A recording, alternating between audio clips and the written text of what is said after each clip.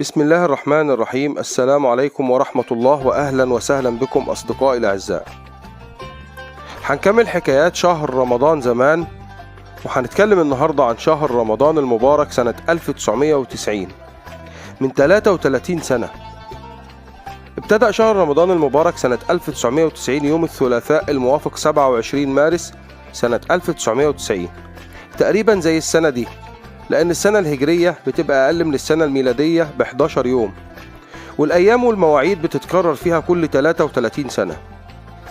في العام 1990 كان عدد سكان مصر حوالي 50 مليون نسمة. في العام سنة 1990 كان بدأ ظهور أجهزة الووكمان، ودي كانت أهم وسيلة ترفيه موجودة في الوقت ده. كاسيت صغير بدون سلك وبسماعات وبحجم صغير بيوضع في الجيب، كان معجزة في الوقت ده. ما كناش شفنا لسه التطور الهائل للسوشيال ميديا اللي احنا فيه دلوقتي.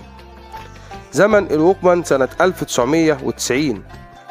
في العام 1990 كان متوسط سعر جرام الذهب عيار 24 حوالي 32 جنيه.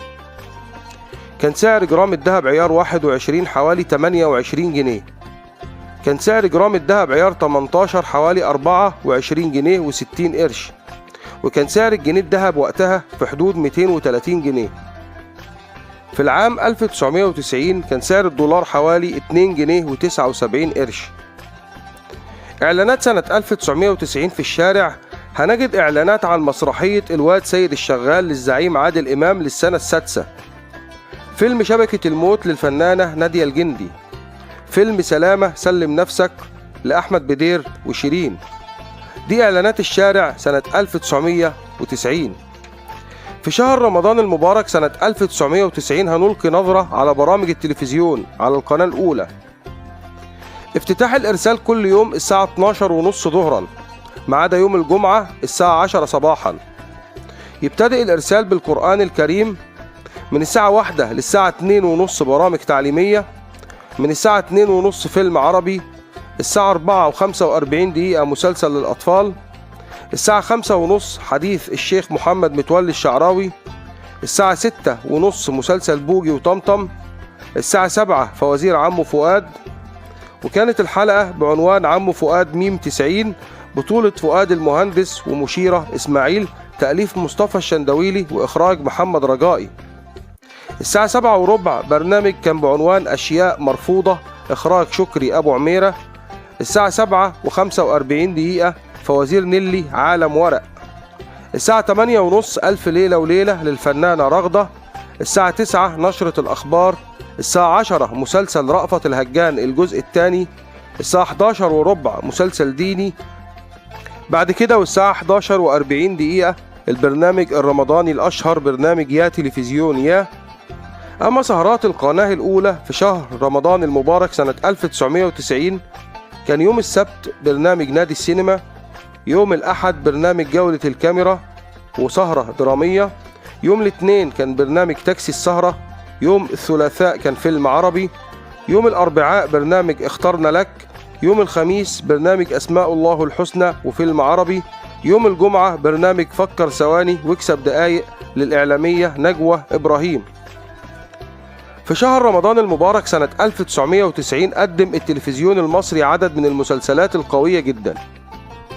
مسلسل رأفت الهجان الجزء الثاني. كان مسلسل رأفت الهجان الجزء الثاني عام 1990 مسلسل جماهيري وذاع صيته بشدة، لدرجة ان التلفزيون المصري قرر اول ايام شهر رمضان المبارك عام 1990 قرر عدم اذاعة مباراة لكرة القدم بين منتخب مصر ومنتخب رومانيا بسبب تعارض موعد المباراة مع توقيت اذاعة مسلسل رأفت الهجان، وتم تسجيل المباراة وعرضها مسجلة ظهر اليوم التالي. مسلسل رأفت الهجان الجزء الثاني تأليف صالح مرسي، بطولة محمود عبد العزيز ويسرى، محمد وفيق، نبيل الحلفاوي، يوسف شعبان، ومجموعة كبيرة من الفنانين، ومن إخراج يحيى العلمي، وطبعا الموسيقى الرائعة للفنان الكبير عمار الشريعي. المسلسل الثاني في سنة 1990 كان مسلسل ليالي الحلمية الجزء الثالث. وطبعا مسلسل ليالي الحلمية من أشهر المسلسلات الرمضانية اللي اتعرضت في تاريخ مصر، بطولة يحيى الفخراني، صلاح السعدني، ممدوح عبد العليم، آثار الحكيم، صفية العمري، شريف منير، عبلة كامل. تأليف أسامة أنور عكاشة وإخراج إسماعيل عبد الحافظ.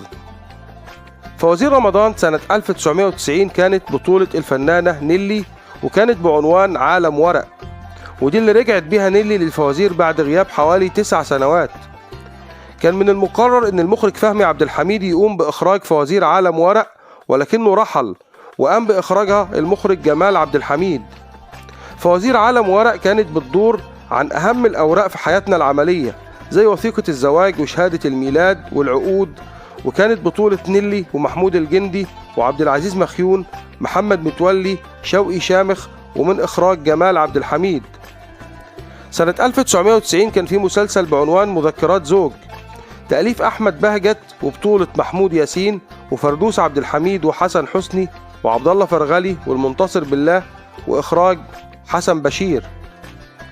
كان في برنامج رمضاني شهير جدا اتعرض سنة 1990، برنامج حكاوي القهاوي، اللي خطف قلوب المصريين في رمضان.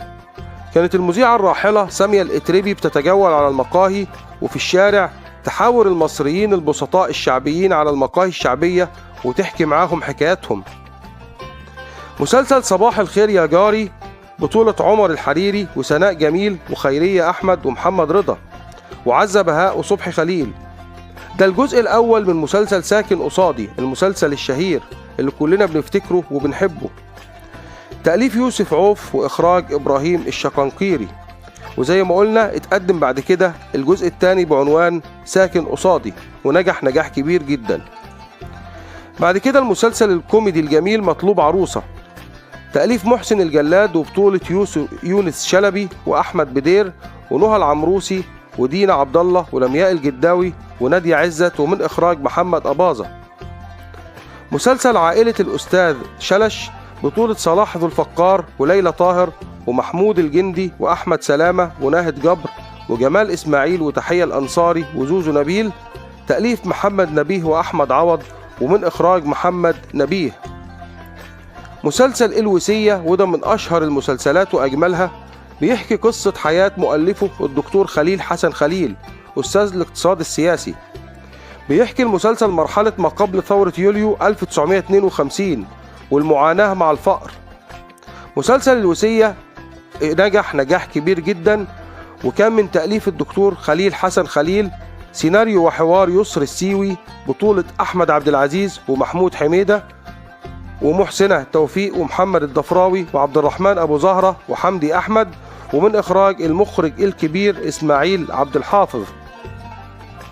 كان في مسلسل مخلوق اسمه المرأة، بطولة فاروق الفيشاوي وشهيرة وأمينة رزق وتحية كاريوكا وحسن حسني وحسين الشربيني.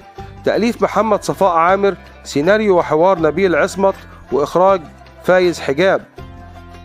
مسلسل شارع المواردي كان من تأليف محمد جلال عبد القوي، سيناريو وحوار يسري الجندي، بطولة يحيى شاهين وصلاح السعدني ومحمد وفيق وهالة صدقي وفاطمة التبعي، ومن إخراج إسماعيل عبد الحافظ. وبكده بنلاحظ إن في شهر رمضان المبارك سنة 1990، ومن خلال المسلسلات اللي ذكرناها، المخرج الكبير إسماعيل عبد الحافظ كان له 3 أعمال: ليالي الحلمية الجزء الثالث، وشارع المواردي، والوصية. ألف ليلة وليلة سنة 1990 في شهر رمضان كانت بعنوان بدر باسم وجوهرة بنت السمندل. كانت بطولة رغدة ومدحت صالح ومنى عبد الغني وميمي جمال وجمال إسماعيل وأنور إسماعيل. تأليف طاهر أبو فاشا وإخراج فهمي عبد الحميد.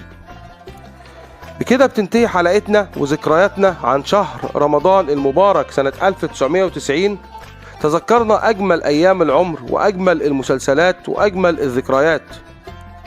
لو الفيديو عجبكم أتمنى أنكم تدعموه باللايك والشير، وأتمنى أنكم دوما تشرفونا بالاشتراك في القناة.